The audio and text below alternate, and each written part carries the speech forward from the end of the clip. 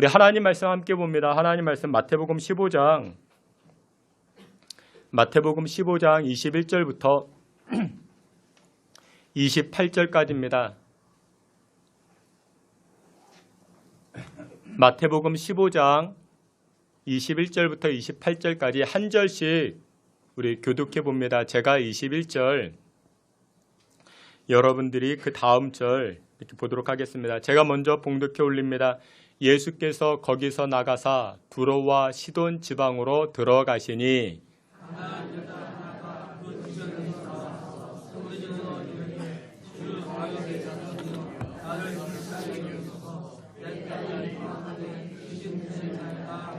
예수는 한 말씀도 대답하지 아니하시니 제자들이 와서 청하여 말하되 그 여자가 우리 뒤에서 소리를 지르오니 그를 보내소서.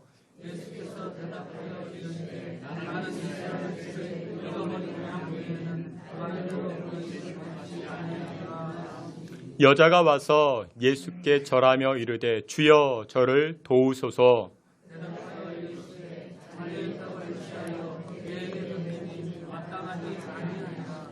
여자가 이르되 주여 올소이다마는 개들도 제 주인의 상에서 떨어지는 부스러기를 먹나이다 하니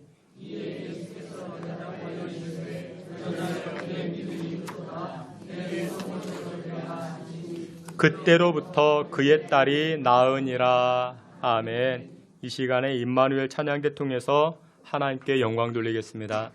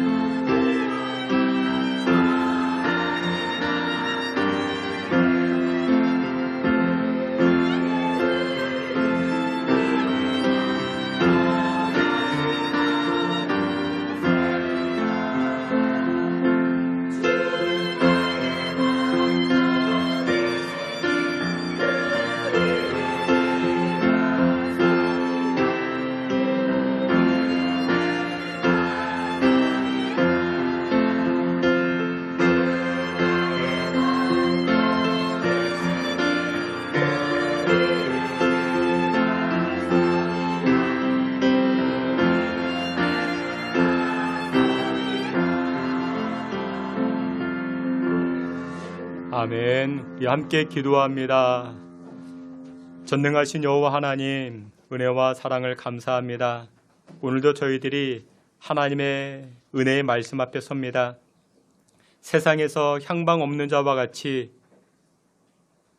시간을 낭비하며 세월을 낭비하며 살지 않게 하여 주시고, 하나님 말씀 따라 하나님의 말씀이 우리 인생의 나침반 되어 말씀을 쫓아 복된 인생, 하나님께 영광을 돌리는 열매 맺는 인생으로 살아갈 수 있게 주님 복나려 주옵소서.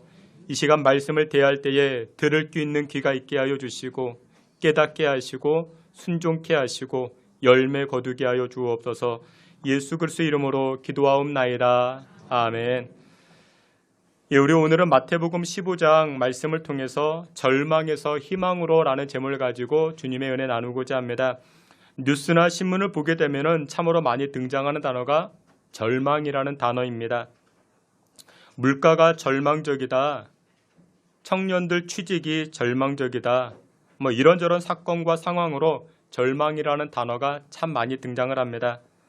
근데 반대로 희망이라는 단어를 듣게 되면 어떻습니까? 희망이라는 말만 들어도 얼마나 기분이 좋은지 모릅니다. 우리나라 축구가 희망이 있습니다. 우리나라 다음 세대가 희망이 있습니다. 여러분들 이런 소식을 접하게 되면 기분이 좋지 않습니까? 그러면 없던 힘도 생겨나기 시작합니다. 미국 캔자스 대학에서 심리학을 가르치고 있었던 로페스 박사가 10여 년 동안이나 연구하고 내놓은 책이 있습니다. 희망과 함께 가라라는 책이 있습니다. 오늘 주보를 보시면 나의 희망 지수가 얼마나 되는가 한번 이렇게 점검해 볼 수 있는 그와 같은 체크리스트를 만들어 두었습니다. 여러 가지 문항이 있는데 한번 여러분들 체크해 보시면 좋겠습니다. 나중에 하시면 됩니다. 지금 마시고 지금 하면 안 됩니다. 1번부터 5번까지가 있는데 여러분들 점수를 매겨보시면 됩니다. 그 질문 가운데 내가 동의한다 그러면은 1번, 완전 동의한다 그러면 5번. 나중에 점수를 합산해 보면 좋을 것 같습니다. 근데 나의 희망 지수가 15점 이하가 되면은 여러분들 굉장히 심각한 겁니다. 절망감에 인생이 말 그대로 절망이라는 겁니다. 그런 분들은 많은 노력을 하셔야 됩니다. 16점부터 20점 사이다. 그러면 보통 일반인들이라 이야기를 합니다. 근데 내가 해보니까 나는 21점부터 그 더 높은 점수다. 그러면 그런 분들은 이 희망 지수가 참 괜찮은 분들이라 말할 수 있습니다. 로페스 박사는 자신의 책에서 이런 이야기를 합니다. 나의 희망 지수가 얼만큼이냐에 따라 가지고 우리 인생의 질이, 삶의 질이 달라진다라고 말합니다. 그런데 이 희망 지수가 높으면 높을수록 인생을 낙관적으로 살기 시작합니다. 그리고 자존감이 높다라고 이야기를 합니다. 희망 지수가 높으면 어떤 스트레스가 와도 그 스트레스를 잘 대처한다 말합니다. 희망 지수가 높으면 직장 생활도 즐겁고 그리고 가정 생활도 즐겁다라고 말합니다. 여러분들 우리 신앙인들은 어떻습니까? 우리 신앙인들은 어떤 상황에서든지 희망을 가질 수 있습니다. 이유가 무엇이냐? 우리가 믿는 하나님을 여호와 이레라고 말합니다. 여호와 이레. 그 뜻이 무엇이냐? 하나님은 여호와는 우리의 쓸 것, 우리의 필요한 것을 준비하시는 분이라는 것입니다. 여호와 이레, 준비하시는 하나님. 또 우리 하나님을 에베네셀의 하나님이라 말합니다. 에베네셀. 우리가 벌써 2023년 상반기를 지내왔죠. 여기까지 도와주셨다. 그것이 에베네셀입니다. 근데 여기까지만 도와주십니까? 아니죠. 2023년 하반기도 우리 하나님 도와주십니다. 그래 에베네셀의 하나님을 기억하면 우리는 희망을 가질 수 있습니다. 뿐만 아닙니다. 우리 예수님을 임마누엘 그렇게 말합니다. 어디서든지 함께 하시는 하나님. 여러분들이 신앙생활 잘할 때뿐만 아니라 여러분들이 죄에 빠져 허우적거릴 때에도 우리 예수님 어떻게 하십니까? 함께 해주십니다. 이것뿐만 아니죠. 우리에게는 무엇이 기다리고 있습니까? 부활이 기다리고 있습니다. 우리에게는 천국 상급이 기다리고 있습니다. 그래서 우리의 상황이, 우리의 환경이 지금 절망적이라 할지라도 우리는 무엇을 가지고 희망을 가지고 살 수 있는 줄 믿으시길 축원합니다. 예레미야 29장 11절에 이렇게 말씀합니다. 여호와의 말씀이니라. 너희를 향한 나의 생각을 내가 아나니 평안이요 재앙이 아니니라. 너희에게 미래와 희망을 주는 것이니라 말씀합니다. 하나님이 우리에게 무엇을 주신다? 미래와 희망을 주신다. 우리의 미래가 희망적이라는 것이죠. 그래서 우리는 믿음의 성도들은 어떤 형편에 있든지 어떤 상황에 있든지 우리는 희망을 가지고 살아갈 수가 있는 것입니다. 오늘 우리가 함께 보았던 이 마태복음 15장 이 본문 말씀에 절망적인 여인, 절망적인 가정 하나가 등장을 합니다. 어떤 문제가 있었는가? 딸 하나가 있었는데 귀신 들렸습니다. 그냥 귀신은 아닙니다. 흉악한 귀신이라 말합니다. 그런데 예수님을 만나니 그 절망적인 인생에서 절망적인 가정이 이제는 행복한 인생으로, 기쁨의 인생으로, 기쁨의 가정으로 도약하게 되었다라는 것이 오늘 본문의 내용인 것입니다.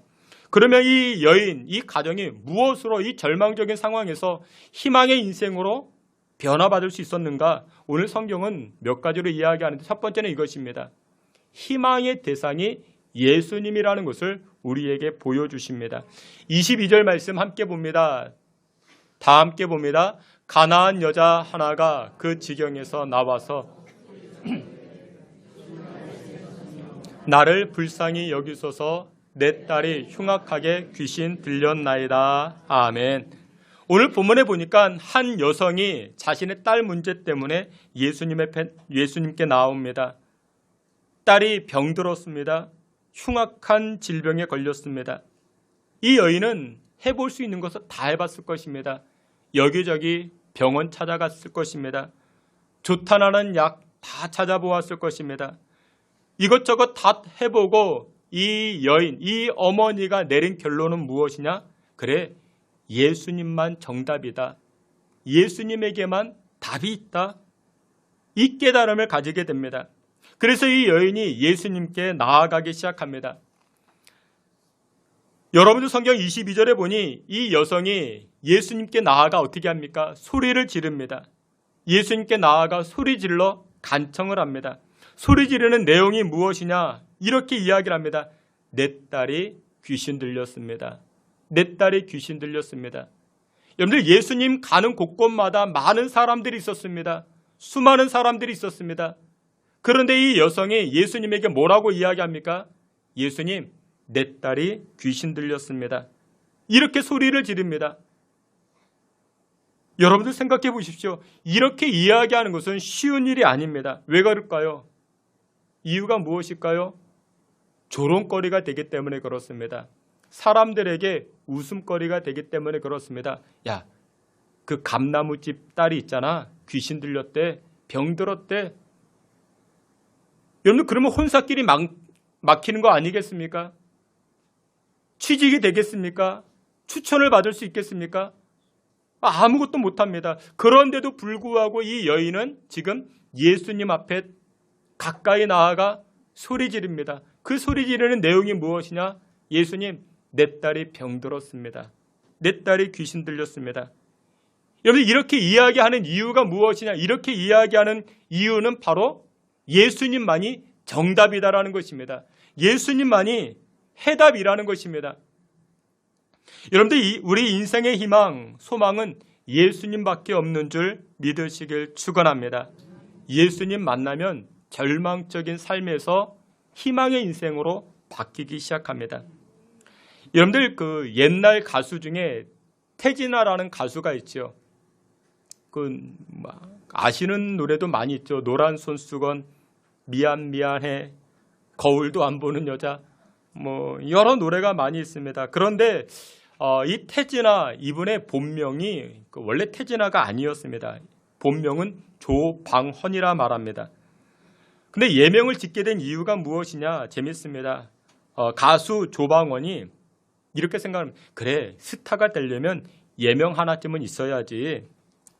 어차피 나훈아도 본명이 아니고 이 나훈아의 본명이 최홍기라고 말합니다.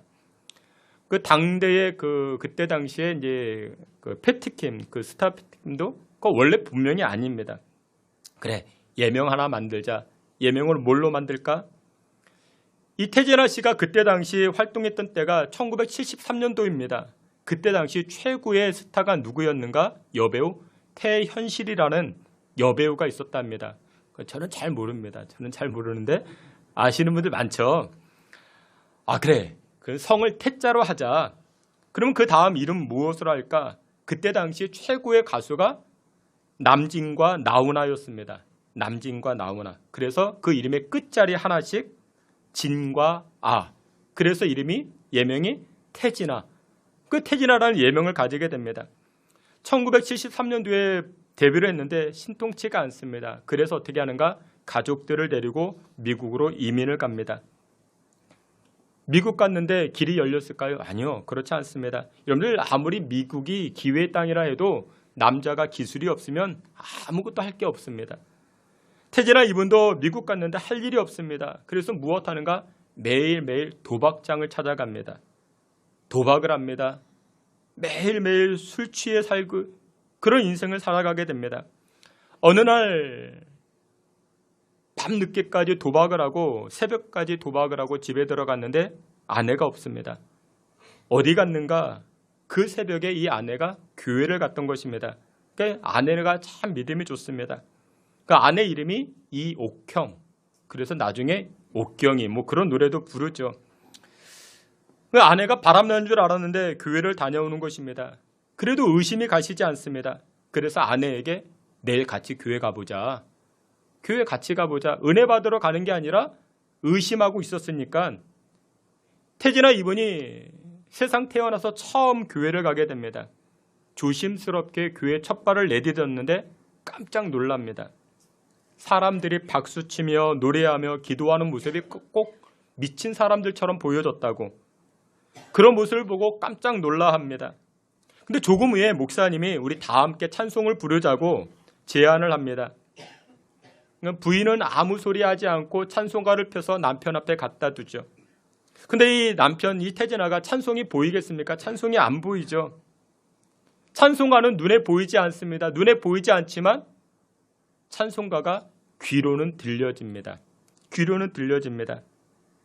찬송가의 가사가 귓속을 통해서 가슴에 전달되기 시작합니다. 함께 찬송하고자 했던 그 찬송가가 찬송 279장이라 말합니다.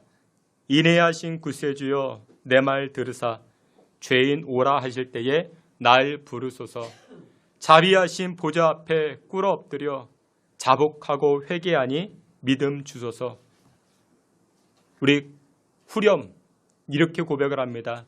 주여 주여 내 말 들으사 죄인 오라 하실 때에 날 부르소서. 태진아 이분이 처음으로 이 찬송을 접하게 됩니다.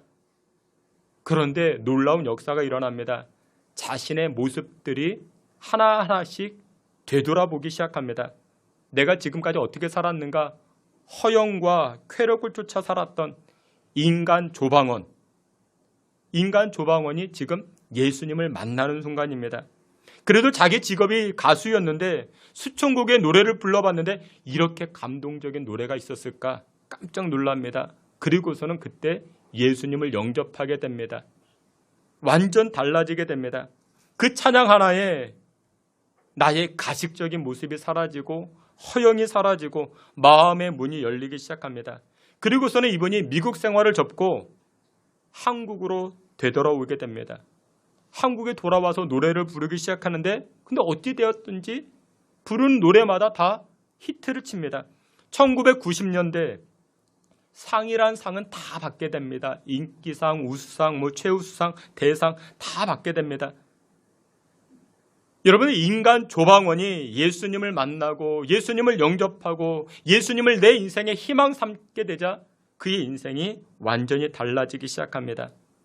여러분들, 예배는 예수님 만나는 것입니다. 오늘 이 예배를 통해서 가나안 여인과 같이 우리 인생의 소망 되시는 희망 되시는 예수님 만나는 저와 여러분 되시기를 축원합니다. 여러분들, 우리 가운데 많은 사람들이 신앙생활하는 가운데 장애가 무엇이냐? 예배의 자리는 나와 있지만 예수님 못 만나는 분들이 많이 있습니다. 예수님 만나지 않고 누구 만나려고 합니까? 사람 만나려고 합니다. 누가 나 도와줄 사람 없을까? 누가 나에게 힘이 될 만한 사람 없을까? 누가 나에게 위로가 될 만한 사람 없을까? 여러분들, 신앙이라는 것은 예수님만 바라보는 것, 그게 신앙입니다. 믿음이라는 것은 예수님만 바라보는 것, 그게 믿음인 것입니다. 근데 우리 인생의 무게가 어디로 치우쳐 있습니까? 사람에게 치우쳐 있습니까? 믿음이 작은 것입니다. 지난 한 주간 계속해서 제 입속에 맴돌았던 찬송이 있습니다. 찬송 288장입니다. 예수를 나의 구주 삼고, 예수님을 나의 구주 삼고. 3절 후반에 이런 가사가 있습니다. 이렇게 고백을 합니다. 세상과 나는 간 곳 없고 구속한 주만 보이도다. 세상이 보이지 않습니다. 나도 보이지 않습니다. 자만했던 내가 보이지 않습니다. 나에게 웃음을 줬고 나에게 기쁨을 주었던 세상이 보이지 않습니다. 이제 누구만 보이도다? 예수만 보이도다. 구속한 주만 보이도다. 그런데 이게 바로 믿음입니다. 이 고백을 하는 것이 바로 예배인 것입니다. 그렇습니다. 절망의 자리에서 희망의 자리로 옮겨지길 원하십니까? 나를 구속하신 예수님만 바라보는 저와 여러분 다 되시기를 주님의 이름으로 축원합니다. 두 번째로 희망의 요소, 두 번째가 무엇이냐? 희망의 씨앗은 바로 엎드림에 있습니다. 25절 말씀에 이렇게 말씀합니다. 25절, 여자가 와서 예수께 절하며 이르되 주여 저를 도우소서. 귀신 들린 딸을 가진 어머니가 그 인생이 얼마나 간절합니까? 이 여인이 예수님께서 이 두로와 시돈 지방에 오셨다는 소식을 듣고 예수님께 가까이 나아갑니다. 근데 예수님 가까이 나아가서 이 여인이 어떻게 합니까? 절했다라고 말합니다. 절했다. 절하며 이르되. 여러분들, 절하기 위해서는 어떻게 해야 됩니까? 엎드려야 됩니다. 엎드렸습니다. 여러분들, 신앙생활은 그렇습니다. 신앙생활은 몸으로 하는 겁니다. 이 귀신 들린 딸의 어머니가 예수님 나 좀 도와주세요. 나 좀 도와주세요. 말로만 하지 않았습니다. 입술로만 하지 않았습니다. 어떻게 해요? 예수님 앞에 가서 절했습니다. 엎드렸습니다. 여러분, 이 두 가지가 필요합니다. 입술로만 하는 신앙으로 하나님의 은혜와 기적과 역사를 체험하지 못합니다. 몸이 가셔야 됩니다. 이 귀신 들린 딸의 어머니는 몸이 엎드렸습니다. 창세기 17장을 보게 되면 하나님께서 아브라함에게, 이때 아브라함의 나이가 99세입니다. 그때 아브라함에게 약속을 하나 합니다. 무슨 약속하는가? 내가 너에게 아들을 줄게, 자식을 줄게. 여러분, 99세가 되면 어떻습니까? 시작할 나이가 아니라 마무리할 때가 아니겠습니까? 사업을 시작할 때가 아니라 사업을 정리할 때입니다. 그런데 하나님께서 이 아브라함에게, 99세 된 이 아브라함에게 내년에는 너의 집에 아기 울음소리가 들릴 거야. 그 얘기가 무엇입니까? 아이가 태어날 것이야. 그런 말씀이죠. 그런 약속을 하십니다. 그러면서 약속의 증표를 보여주시는데, 약속의 증표가 무엇이냐? 아브라함아, 할례를 행하라. 할례를 행해라. 그렇게 말씀합니다.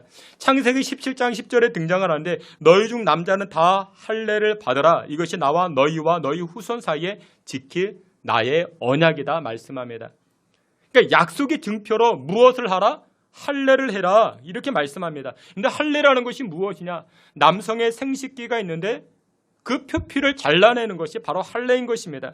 그런데 왜 하나님은 이 아브라함에게 할례를 행해라 말씀하셨는가? 우리가 보기에는 아무런 의미가 없어 보이죠. 차라리 좀 더 근사하게 무슨 계약서를 쓴다든지,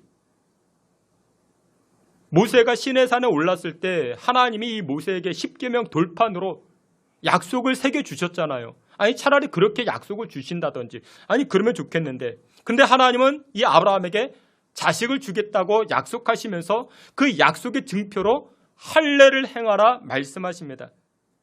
이유가 무엇일까요? 이유는 이와 같습니다. 여러분들, 몸으로 익히면 잊어버리질 않습니다. 이게 참 중요합니다. 여러분, 신앙생활은 몸으로 하셔야 됩니다.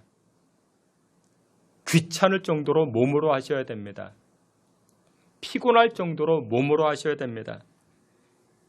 여러분들은 믿음이 좋아지길, 여러분들의 신앙이 좋아지길 원하십니까? 그러면 몸이 움직이셔야 됩니다. 100%입니다. 절대로 말로만 내 신앙이 좋아졌으면 좋겠다, 내 믿음이 절대로 좋아지지 않습니다. 물론 하나님 그 기도 들으시죠. 그 기도 들으시고 어떻게 할까요? 몸이 움직이게 하십니다. 몸이 움직이게 하십니다. 요한일서 3장 18절에 이렇게 말씀합니다. 자녀들아, 우리가 말과 혀로만 사랑하지 말고 행함과 진실함으로 하자라고 말씀합니다. 여기 보니 우리가 말과 혀로만 사랑하지 말고 무엇으로 하자? 행함으로, 몸으로 하자. 몸으로 하자. 사랑은 몸으로 하셔야 됩니다. 목사님 사랑합니다. 저는 안 믿습니다. 몸으로 하셔야 됩니다. 그러면 이건 또 악수만 하셔도 됩니다. 악수만 하시면 됩니다. 오늘 본문에 귀신 들린 딸의 어머니가 예수님 앞에 와서 절합니다. 엎드려 절합니다. 몸이 움직여 예수님께 나아가죠. 여러분들 이 부분을 가볍게 여기시면 안 됩니다. 교육부서가 부흥되기를 원하십니까? 여러분들 섬기는 교회가 부흥되기를 원하십니까? 우리의 믿음과 신앙이 성장하기를 원하십니까? 그러면 마음만 가져서는 안 됩니다. 몸이 움직이셔야 됩니다. 몸이 움직여야 됩니다. 은혜 받는 것도 마찬가지입니다. 여러분들 은혜 받기를 원하십니까? 몸이 움직이셔야 됩니다. 예배당에 나와서 예배 드리는 것과 소파에 앉아서 핸드폰으로 예배 드리는 것과 차이가 있을까요? 없을까요? 있습니다. 새벽 기도도 마찬가지입니다. 집에서 새벽 기도하면 되지. 그럴 수도 있겠죠. 그런데 여러분들 피곤을 무릅쓰고 아침에 일어나서 집에까지 옵니다. 집에서 출발해서 교회까지 오는 그 길이 무슨 길이냐? 바로 순례의 길이 되는 것입니다. 몸이 오면은 하나님께서 더 긍휼히 여겨주십니다. 여러분, 순종은 어떻습니까? 신앙은 몸으로 하는 것입니다. 순종은 몸으로 하는 것입니다. 몸으로 할 때 하나님 일하여 주십니다. 우리 아이들이 어렸을 때 자전거 타는 법을 가르쳐 주었습니다. 여러분, 자전거 타는 법은 무엇으로 익힙니까? 몸으로 익히게 됩니다. 나중에 어른이 되어서도 청년이 되어서도 자전거 타는 법을 다 나오게 됩니다. 몇 년이 지났는데도 잊어버릴 만한데도 몸으로 익히니까 그게 그대로 나옵니다. 여러분들의 자녀들의 믿음 생활 잘하길 원하십니까? 몸으로 하는 것을 가르쳐 주셔야 됩니다. 몸으로 움직이게끔 가르쳐 주셔야 됩니다. 몸으로 헌신하는 것을 가르쳐 주셔야 됩니다. 여러분들 기도와 찬송도 마찬가지입니다. 기도도 어떻게 합니까? 기도는 입술로 하는 게 아닙니다. 기도는 몸으로 하는 것입니다. 몸으로 움직여 기도하는 것입니다. 입술의 고백으로 고백하는 것입니다. 말로써 고백해야 됩니다. 터뜨려 나와야 됩니다. 찬송도 마찬가지입니다. 찬송도 어떻게 합니까? 마음으로만 찬송하는 게 아닙니다. 찬송도 박수 칠 때 박수 치고 몸으로 찬송하는 것입니다. 주께서 사랑하시는 귀한 성도 여러분들, 오늘 본문에 절망적인 여인, 절망적인 가정이었는데 희망의 가정으로 변화가 되어집니다. 이유가 무엇이었는가? 몸으로 주님 앞에 나아갔기 때문에 그렇습니다. 우리 인생 가운데 문제없는 인생이 어디 있습니까? 그 인생을 해결하기 위해선 예수님 앞에 몸으로 나아가야 됩니다. 몸으로 나아감으로 절망의 가정에서 희망의 가정으로 변화받는 저와 여러분 되시기를 주님의 이름으로 축원합니다. 마지막 세 번째, 희망의 씨앗, 절망에서 희망으로 변화되는 그 비결이 무엇이냐? 그것은 바로 겸손에 있습니다. 오늘 본문의 시작은 예수님께서 두로와 시돈 지방으로 가셨다 말씀합니다. 앞에 지도가 있는데 이스라엘 지도입니다. 근데 맨 위에 노랗게 네모 박스가 있죠. 그곳이 바로 두로와 시돈 지방입니다. 그런데 마태복음 14장을 보게 되면 예수님께서 이때 어디에 계셨는가? 게네사렛 지방에 계셨다 말씀합니다. 14장에 등장을 합니다. 그런데 이 게네사렛은 갈릴리 바로 옆에 이 게네사렛 동네인데 거기에서 일부러 예수님께서 그 윗지방 두로와 시돈 지방을 향하여 올라가십니다. 성경의 이 두로와 시돈이 그렇게 많이 등장하지 않습니다. 예수님 그렇게 많이 자주 가신 곳이 아닙니다. 그런데 예수님께서 이 게네사렛에 계시다가 두로와 시돈 지방 이곳으로 올라가십니다. 예수님이 그곳에 왜 가셨을까요? 가신 이유가 무엇이냐? 예수님께서 그곳에 가신 이유는 바로 오늘 본문의 이 여인을 만나기 위함이었습니다. 귀신 들린 딸을 가진 이 여인, 절망을 가지고 있는, 절망으로 인하여 신음하고 있는 이 여인을 만나기 위해서 이 두로와 시돈 지방을 올라가십니다. 근데 예수님께서 이 여인을 만나신 다음에 이 여인이 예수님에게 요청하죠. 예수님, 내 딸 좀 고쳐주세요. 내 딸 좀 치료해 주세요. 그랬더니 예수님께서 하신 말씀이 무엇일까요? 예수님이 거절하십니다. 여러분, 이 내용 굉장히 중요합니다. 예수님께서 이 두로와 시돈 지방에 올라가신 이유가 무엇이냐? 무엇하기 위해서? 거절하기 위해서. 이 여인의 요청에 거절하기 위해서 이 지역에 올라가십니다. 여러분, 우리 예수님이 어떤 예수님인데, 영접하시는 예수님이신데, 용납해 주시는 예수님이신데, 근데 오늘 본문에서는 예수님께서 그 먼 곳까지 일부러 두로와 시돈 지방까지 일부러 거절하려고 올라가십니다. 흉악한 귀신 들린 딸이 그 문제를 가지고 그의 어머니가 예수님 앞에 나아가서 예수님, 내 딸 좀 고쳐주세요, 고쳐주세요 라고 이야기했을 때 예수님의 대답 이렇게 이야기를 하십니다. 앞에 있는 말씀 마태복음 15장 26절 27절 다 함께 봅니다. 대답하여 이르시되 자녀의 떡을 취하여 개들에게 던짐이 마땅하지 아니하니라. 여자가 이르되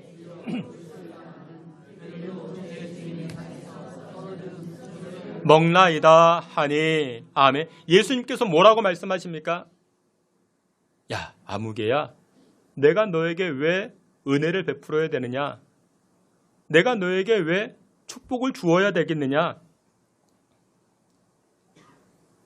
내가 여기에 온 이유는 이스라엘을 구원하기 위함이지, 유대인을 구원하기 위함이지. 너는 이방 여인이잖아. 근데 이때 당시 이방 여인은 무슨 취급? 개보다 못한 취급을 받습니다. 그러면서 하시는 말씀이 예수님 뭐라고 이야기하시는가? 개들에게 내가 음식을 주면 좋지, 너희들에게 내가 음식을 줘야 되겠느냐? 예수님이 그렇게 말씀합니다. 여러분, 우리 같으면 이런 이야기 들으면 어떻게 할까요? 이런 말을 들으면 여러분들 어떻게 하시겠습니까? 여러분들, 우리가 씩씩거리면서 화를 내면서 여긴 교회도 아니다, 아무개 목사는 목사도 아니다, 우리가 실망하고 실족하고 교회를 떠나지 않겠습니까? 그런데 이때 이 여인의 고백을 보세요. 이 여인이 어떤 고백을 합니까? 이렇게 고백을 합니다. 여자가 이르되 주여 올소이다마는 개들도 제 주인의 상에서 떨어지는 부스러기 먹지 않습니까? 그렇죠. 음식은 자녀들에게 먼저 주시겠죠. 하지만 예수님, 찌꺼기 있잖아요. 부스러기 있잖아요. 그런 것쯤은 개들에게도 줄 수 있지 않겠습니까? 저는 그 부스러기 은혜라도 줬습니다. 이런 고백을 합니다. 근데 이 고백은 정말 어마어마한 고백입니다. 우리 지난 수요일에 수요 예배 때 그런 말씀 나눴죠. 이사야 41장을 보면요, 하나님이 이스라엘을 향하여, 저와 여러분을 향하여 어떻게 말씀하는가? 버러지 야곱이라 이야기를 합니다. 우리가 무엇이래요? 버러지래요. 옛날 성경에는요, 이사야 41장 이 14절 말씀을 뭐라고 해요? 버러지라고 하지 않고 뭐라고 했을까요? 지렁이라고 표현했습니다. 지렁이.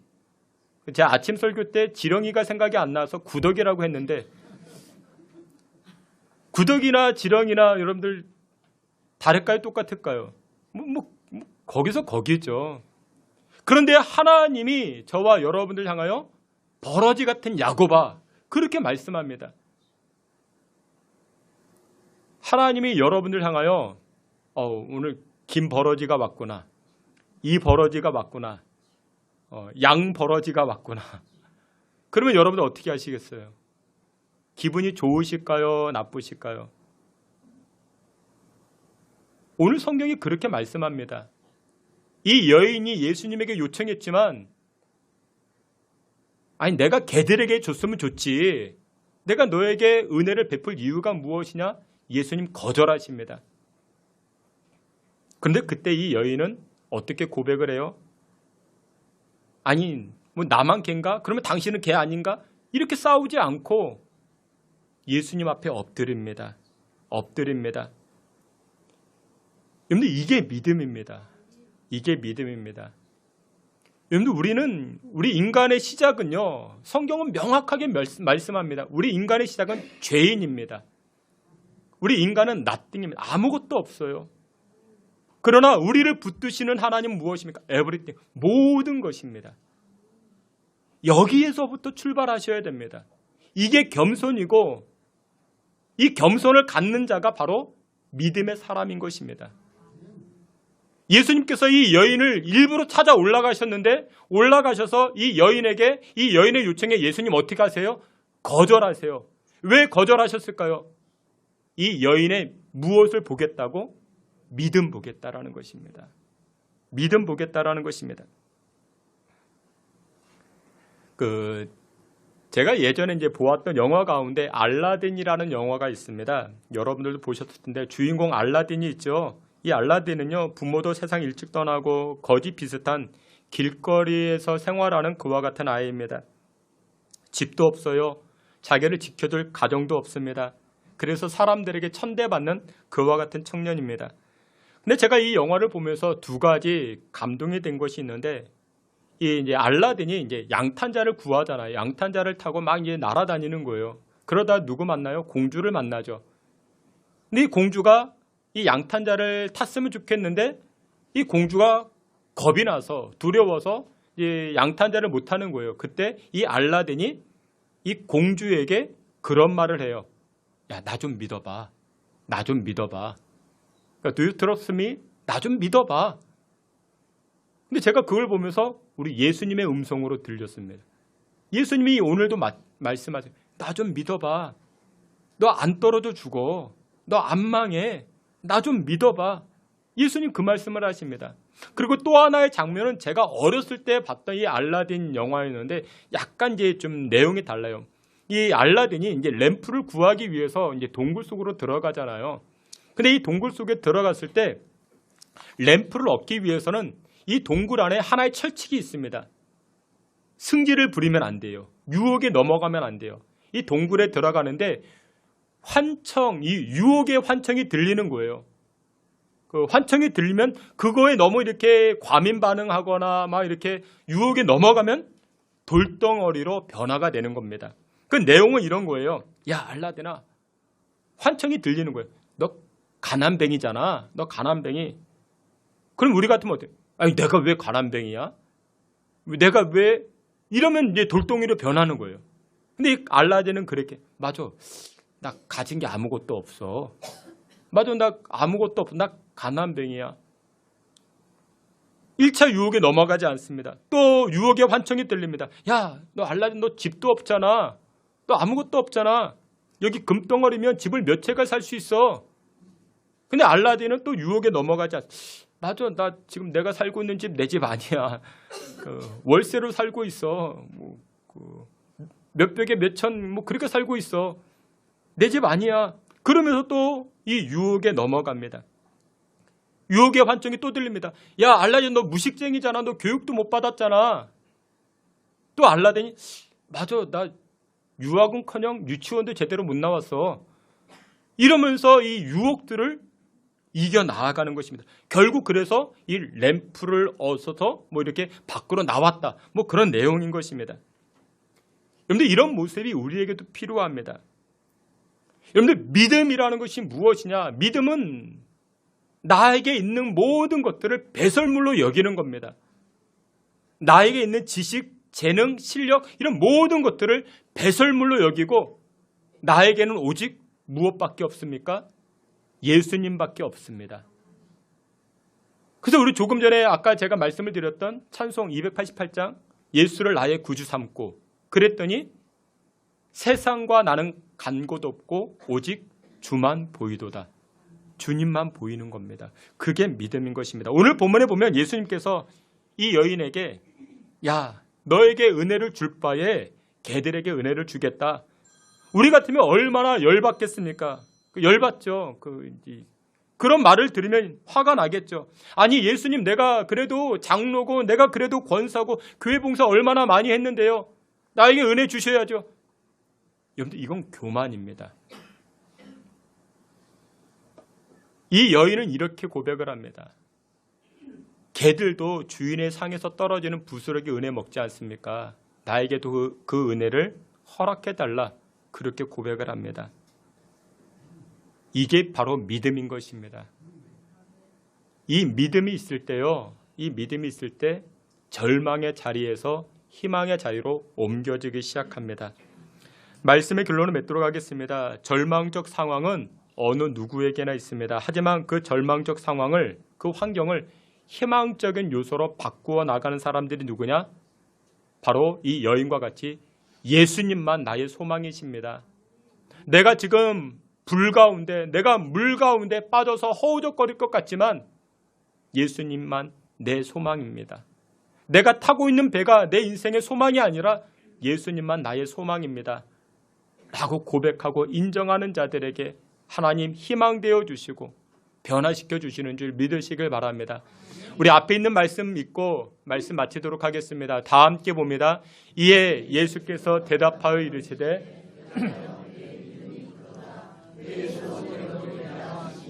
그때로부터 그의 딸이 나으니라. 아멘. 이때 예수님께서 이 여인의 고백을 들으시고 무엇을 보십니까? 이 여인의 믿음을 보십니다. 여기에 보면 아주 중요한 말씀이 등장합니다. 내 믿음이 크도다. 너의 믿음이 크도다. 크다라고 예수님 말씀하신 내용은 여기밖에 없습니다.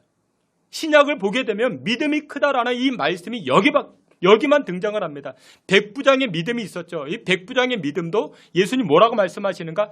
이스라엘 중에 이만한 믿음 내가 찾아보지 못했다라고 말씀하시지 믿음이 크다라는 것은 여기만 등장을 합니다. 사랑하시는 귀한 성도 여러분들, 때로는 예수님은 우리를 찾아와서 거절하실 때 있어요. 그때 우리의 무엇을 보시기 위해서? 믿음 보시기 위해서. 믿음 보시기 위해서. 이번 한 주간도 믿음으로 승리하여 절망의 자리에서 희망의 은총을 누리며 살아가실 수 있는 저와 여러분 다 되시기를 주님의 이름으로 축원합니다. 아멘. 하나님 아버지, 이 시간 절망의 자리에서 희망의 은혜를 누리고자 하는 믿음의 권속들, 예수님만 나의 구주 삼고 나아가오니 주님 우리들을 불쌍히 여겨주시고 하늘 생명으로 인쳐 주시옵소서. 예수 그리스도 이름으로 기도하옵나이다. 아멘.